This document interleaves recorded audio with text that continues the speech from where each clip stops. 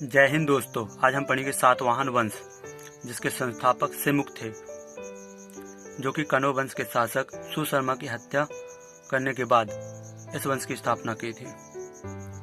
इस वंश का अन्य नाम आंध्रभृत्य, आंध्रवंश या टकेश था। इस वंश के इतिहास की जानकारी के प्रमुख स्रोत। सातवाहन वंश से संबंधित जानकारी हमें अभिलेख, सिक्के तथा स्मारक तीनों से प्राप्त होते हैं और पुराणों से भी प्राप्त होते हैं, जैसे कि वायु पुराण, मत्स्य पुराण, रानी नागनिका का नानाघाट अभिलेख, गौतमीपुत्र सातकर्णी के नासिक से प्राप्त द्विगुहालेख और वशिष्ठी पुत्र पुलमावी का नासिक गुहालेख एवं काल्य गुहालेख आदि से हमें इस वंश के बारे में जानकारी प्राप्त होती है।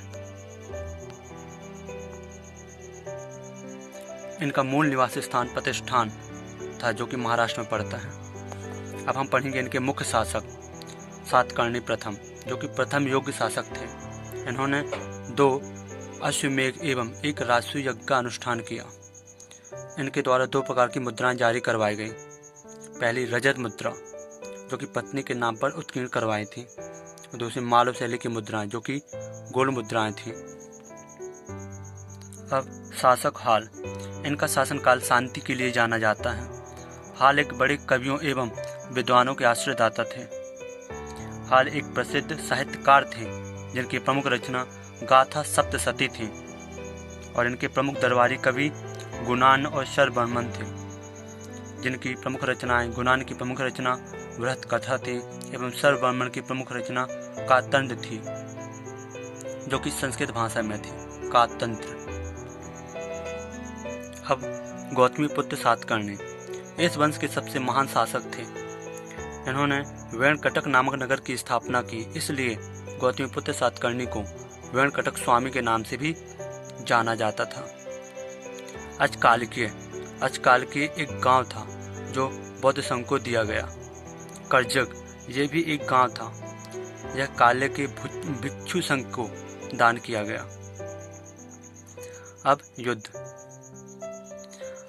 गौतमीपुत्र सातकर्णी ने क्षयरात वंश के शासक नहपान को हराया था, जिनका शासन नासिक के आसपास था, और इस बात की जानकारी हमें जोगलथंबी अभिलेख से मिलती है, जिसमें वर्णित है नहपान की 800 से अधिक चांदी की मुद्राओं पर, जिसे सातवाहन शासकों ने पुनः ढलवाया था। गौतमीपुत्र सातकर्णी ने स्वयं को कृष्ण, बलराम और संकर्षण का रूप स्वीकार किया। अब वशिष्ठी पुत्र पुलमावी, जिनके पिता गौतमीपुत्र सातकर्णी थे। पुराणों में इनका अन्य नाम पुनोमा मिलता है, और अन्य नाम आंध्र सम्राट भी है, क्योंकि इन्होंने आंध्र प्रदेश वाले एरिया को जीता था। गौतमीपुत्र सातकर्णी ने अपने पुत्र वशिष्ठी पुत्र पुलमावी का विवाह रुद्रदामन की पुत्री के साथ करवाया था। यह रुद्रदामन अवंती के आसपास थे। वशिष्ठी पुत्र पुलमावी को आंध्र प्रदेश जीतने के कारण दक्षिणापतेश्वर के नाम से भी जाना जाता है। यज्ञश्री सातकर्णी इस वंश के अंतिम शासक थे। यज्ञश्री सातकर्णी जल यात्रा एवं व्यापार के मुख्य प्रेमी थे।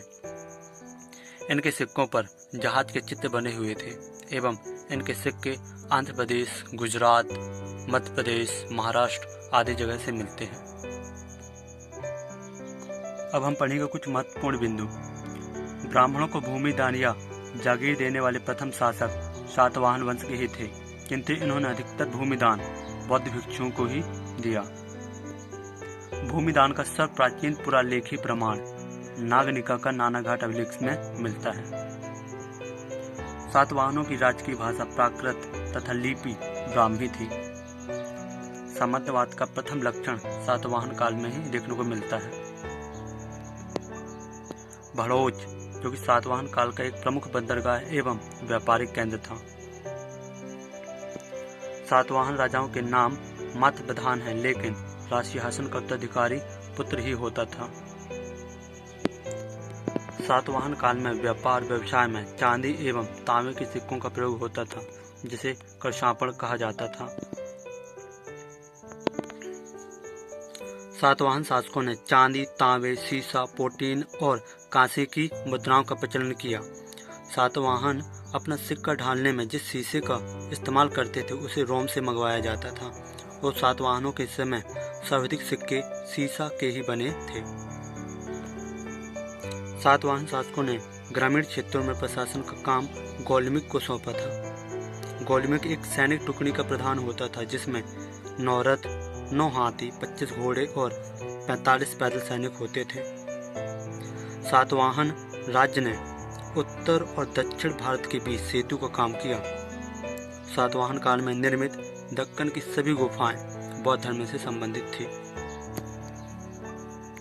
दोस्तों, यदि यह वीडियो आपको पसंद आया है तो चैनल को सब्सक्राइब करें एवं वीडियो को लाइक एंड शेयर करें। जय हिंद, जय भारत।